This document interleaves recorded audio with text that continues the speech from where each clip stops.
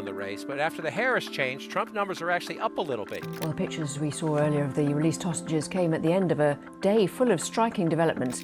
After so much bloodshed, celebratory gunfire did not make Jama flinch. Why isn't a revolution in a country of 270 million people not important to global media? Who issued the gag order on Bangladesh's revolution?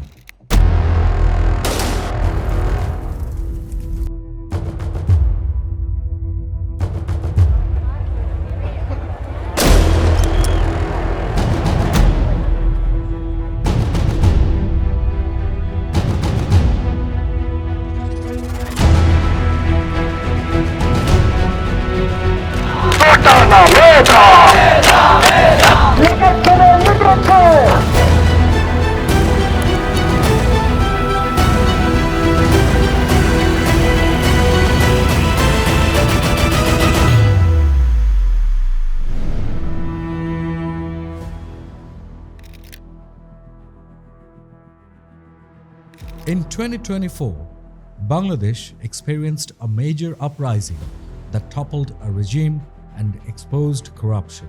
Yet, global media largely ignored it.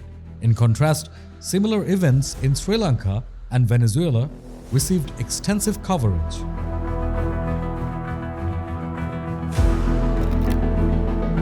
Sri Lanka's economic collapse in 2022 captured global attention with live coverage and in-depth analysis, highlighting economic fragility. In contrast, Bangladesh's 2024 fight for justice received only brief mentions, overshadowed by stories on the US elections and Palestine. Was this an oversight or a deliberate choice? As Bangladesh rose against corruption, another battle emerged of misinformation. Bangladeshi Hindus are protesting in Dhaka against atrocities coming their way since the fall of Hasina government.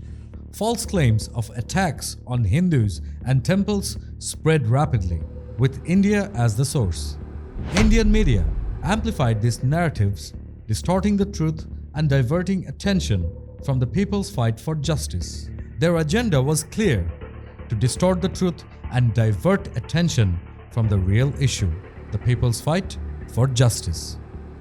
But as far as we are concerned, the onus to protect Hindus is not on these jihadis and Islamists, Rahul, who are ruling Bangladesh right now.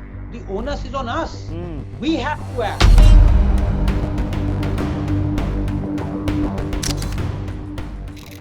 When traditional media failed, the people of Bangladesh took control.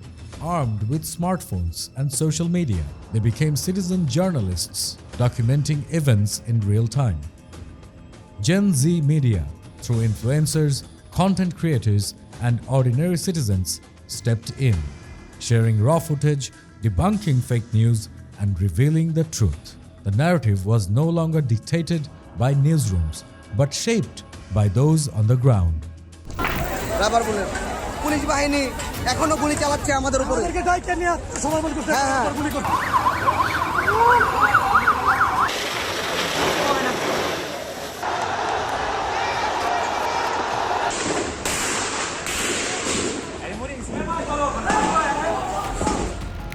Once, traditional media was trusted without question. Now, the landscape has changed.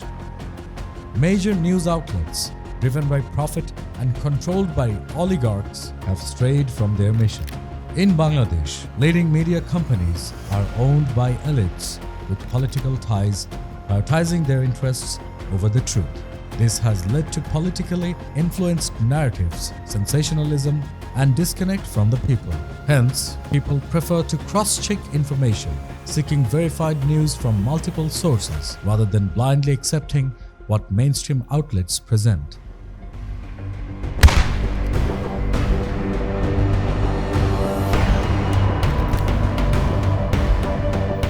Media has always evolved with technology. The printing press gave us newspapers.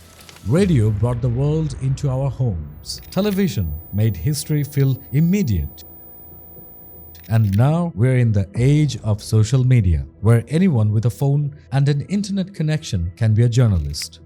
This shift isn't just about technology, it's about trust. Gen Z isn't waiting for the 10 o'clock news. They are consuming stories in real time from multiple angles and fact-checking them as they go. It's no longer about what one channel says, it's about what the collective shows. Misinformation isn't new, but in the digital age, it spreads faster, becomes more dangerous, and is harder to contain. Indian media, known for its political agendas, portrayed the protests as violent and chaotic. Fake videos of riots and vandalism flooded social media, aiming to delegitimize the movement and instill fear. The reality, however, was starkly different. Gen Z was marching peacefully, united in their pursuit of justice. But Prime Minister Modi has specifically used the word Hindus.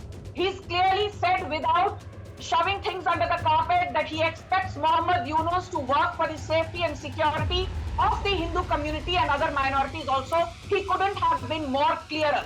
Gen Z is challenging media bias and misinformation by exposing fake news through videos, posts, and crowdsourced fact-checking. During the revolution in Bangladesh, they rapidly shared accurate information, countering false claims with real-time updates.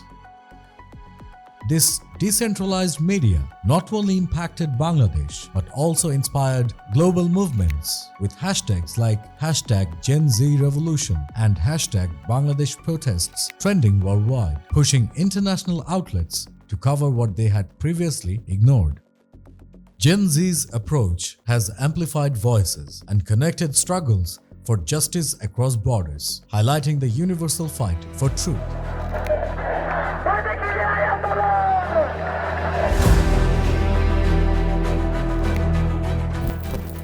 Across the border, a different narrative was taking shape. As Bangladesh witnessed a historic democratic uprising, Indian media, especially the Godi media, crafted stories that aligned with their political interests.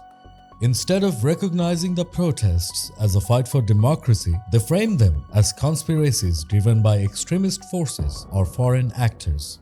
This misinformation didn't just distort the truth, it actively undermined the legitimacy of the movement. By amplifying isolated incidents of violence against minorities and portraying them as widespread genocidal campaigns, the focus was shifted from the people's call for justice to fear-mongering about communal unrest. So who benefits from this propaganda? For the BJP, this disinformation serves two key purposes. First, it reinforces their domestic agenda of Hindu pride, positioning themselves as defenders of Hindus worldwide, even when the reality is far more complex. Second, it acts as a strategic distraction from India's own pressing challenges, such as rising unemployment, communal violence, and economic stagnation. By pointing fingers at Bangladesh, the BJP diverts attention from critical domestic issues like the ongoing violence in Manipur, alarming youth unemployment rates, and the country's struggle with the highest child wasting rate in the world. But this propaganda comes at a cost. For decades, Bangladesh and India have maintained a complex yet mutually beneficial relationship, relying on cooperation in trade, cultural exchanges, and regional stability. However, the divisive narratives pushed by the Indian media are fueling resentment among ordinary Bangladeshis. Even Hindus in Bangladesh have spoken out, urging accurate reporting and rejecting the misleading portrayal of their reality. Instead of helping minority communities, the sensationalism only deepens their struggles, diverting attention from their real stories of resilience and unity. Among those who stepped up to counter misinformation was Advocate Govinda Pramanik, the General Secretary of Bangladesh National Hindu Mahajan. আমার এক সাংবাদিক phone দিয়েছিলাম, তাদের বলেছি যে আপনারা যদি শেখ হাসিনার জন্য যদি এত কান্না আপনাদের মধ্যে আসে, তো শেখ হাসিনা ভারতে গিয়েছে, আপনারা ভারতের প্রধানমন্ত্রী নরেন্দ্র মোদীকে সরিয়ে শেখ হাসিনাকে আপনারা প্রধানমন্ত্রী হিসেবে ঘোষণা করেন। In an unexpected twist, Indian YouTuber and satirist Akash Banerjee, known for his channel Deshbhakt, Join the conversation. Renowned for his sharp commentary and fact-based takedowns, Banerjee openly criticized Indian media for their biased coverage and exaggerated claims about the events in Bangladesh. हमला जो हो रहा है हिंदुओं पर वो किस scale पर हो रहा है? बांग्लादेश के पत्रकार और माइनॉरिटी राइट संगठन एग्जैक्ट स्केल तो नहीं बता पा रहे हैं। क्या लोगों को मारा जा रहा है? अगर हां, तो कितनों को मारा जा चुका है? ये नंबर, ये आंकड़ा हमें अभी तक नहीं मिला है। ना ही बांग्लादेश सरकार, ना ही भारत सरकार इस पर कोई पुष्टि कर रही है। दूसरा सवाल यह है कि हमले कौन कर रहा है? अब इस बात को लेकर भी आंसर क्लियर नहीं है। कौन सा दंगाई कौन से ऑर्गेनाइजेशन से है, इस माहौल में पता लगाना काफी मुश्किल है। Influencers, journalists, and ordinary citizens united to challenge India's misinformation machine. Popular Bangladeshi figures like Rafsanda Chotobhai, Rakeen Absar, and Salman Muqtadir leveraged their platforms to expose the lies, educate their audiences, and ignite national pride. Using a blend of humor, factual analysis, and emotional appeals, they systematically dismantled the false narratives, showing the world the truth from a Bangladeshi perspective. Things were getting so out of hand, like in India, the media portals, they're twisting and lying that this guy, Liton Kumar Das, whose house was burned down, which was not, he had to give a Facebook status clarifying that his house was not burned down. Wait, let me give you guys an English translation. Dear countrymen, I would like to inform one thing with respect to all. Recently, there has been a news in various media about the attack on our house, which has no truth. This collective frustration culminated in a nationwide movement to boycott Indian products and services. For decades, India had benefited from its cultural and economic influence in Bangladesh. But now, the people of Bangladesh decided it was time to send a message. Respect is earned, not demanded.